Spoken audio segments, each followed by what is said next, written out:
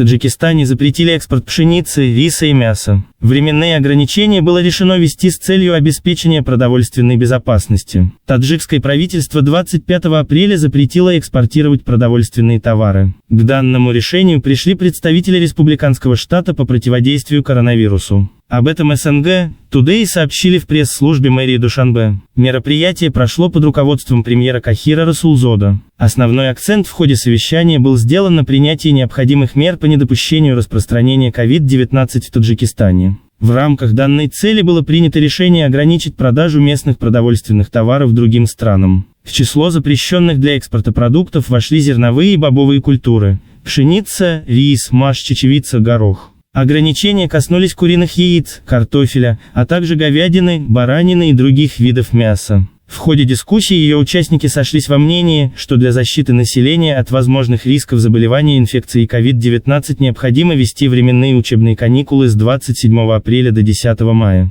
Ограничения затронут детсады, школы, училища и техникумы. В дополнение к этим мерам было принято решение ограничить проведение массовых мероприятий. Сюда входят организации учебных семинаров, походы в кино и театр.